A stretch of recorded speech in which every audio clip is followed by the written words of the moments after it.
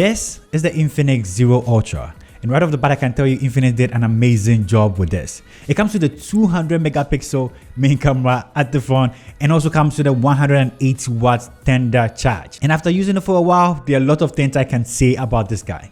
This is my review. Let's get to the video. Let's start with the design. The Zero Ultra has a simple and classic design which looks really nice and elegant in my opinion. It has an embossed 3D textured glass at the back that feels really nice to the touch, not fingerprinty at all. It has a really nice grip with a curved sides which makes it really nice to hold in the hand. It doesn't feel bulky at all. It has a glass back and a glass front.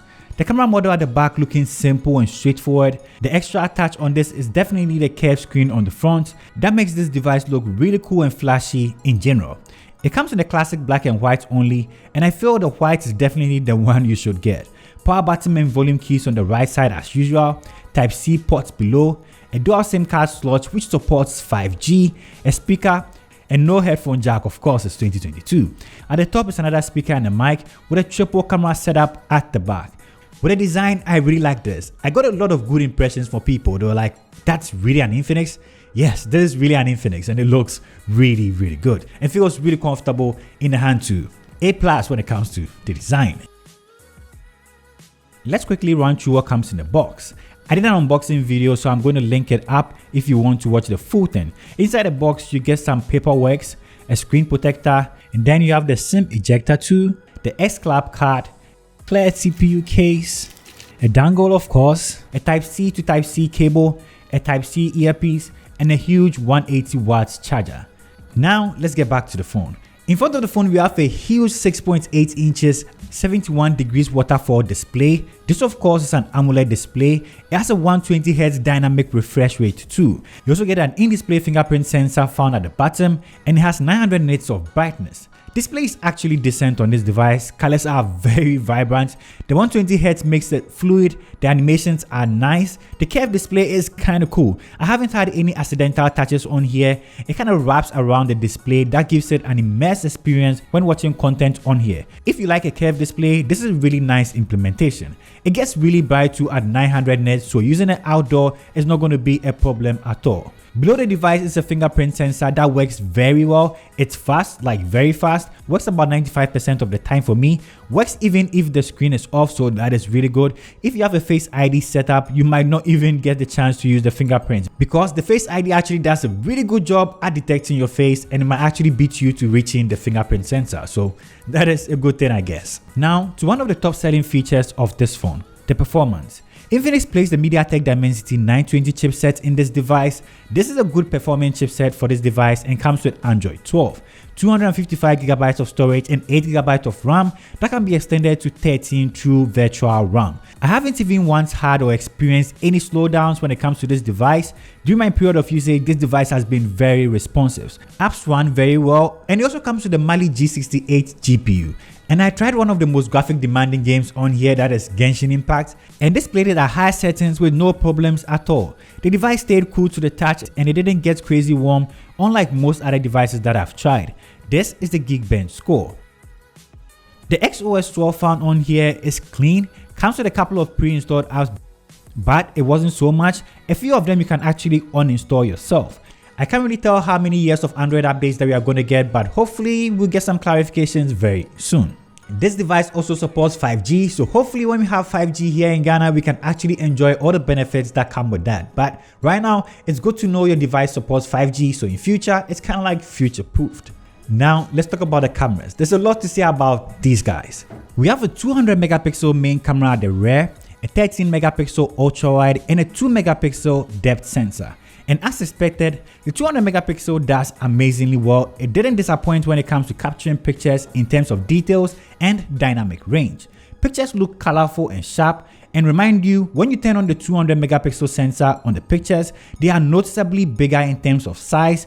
Pictures can be around 77 megabytes compared to the regular 3 to 4 megabytes when taking pictures on a regular. That actually brings in more light into the sensor and improves the details when it comes to the pictures. When you crop in into the picture, you can actually see more details, which is actually a good thing. The 13 megapixel ultra wide camera is decent as well. When capturing images, it's almost as similar as the main sensor. Portraits are very good, and you can see a little bit of face smoothing on the images. I wish I had the opportunity to completely turn it off, but I know most people like it, so that is that.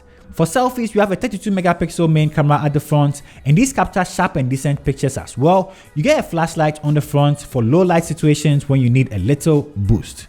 When it comes to videos, you get 4K 30 FPS, and this is what footage from the main sensor looks like. As you can see, it handles videos pretty well with nice, amazing dynamic range. Ultra Steady only works in 1080p and not in 4K, but the footage isn't really terrible as you can see.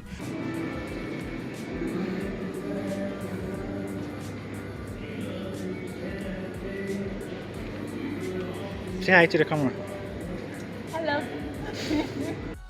Okay, so this is a selfie camera video test, and it's shooting at 1080 30 FPS. You can actually get 4K in it, so let me know how this looks.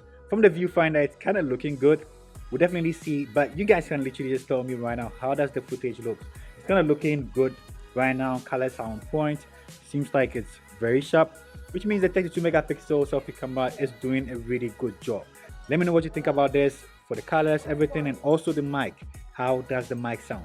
Let's get interactive in the comment section. Peace. When it comes to low light images, they are noticeably bright due to that large sensor. More light comes into the device, helping you capture more details in bad lighting.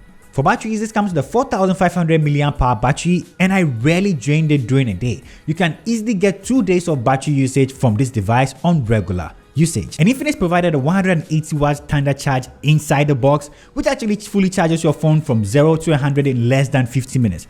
I did try it. I'm going to link my full video on the charging test here if you haven't seen it already.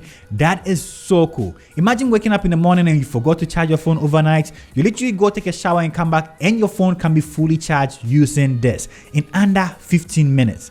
That is the fastest charger I have tried in any device, hands down. So that is also an A+. And in conclusion, Infinix calls this their flagship device, even though I think it comes at a mid-range pricing of about 520 USD. But here in Ghana, that's about 5,700 GH. But with that, you get a lot from this device in terms of looks, design, a 200 pixel main sensor, amongst other features. And overall performance of this device, I think, has been amazing. I like the direction Infinix is going with their mobile phones now. I hope they pay more attention to their devices when it comes to software. Maybe very soon we can have some wireless charging on here and also certified waterproof rating. That would be great. But so far, I really enjoy using the Infinix Zero Ultra. It's one of the best Infinix devices that I've ever tried. In terms of designs, looks, camera, the charging, everything has been amazing so far. If you're thinking about picking this up, it's worth the price they're asking for. It's just that the dollar rate makes it look weird, but it's actually really good. This brings me to the end of my review of the Infinix Zero Ultra. It has been an amazing device so far. Thanks for spending time with me. If you have any questions, leave it in the comment section. Subscribe if you haven't already, and I'll see you in my next upload. Peace. I'm out.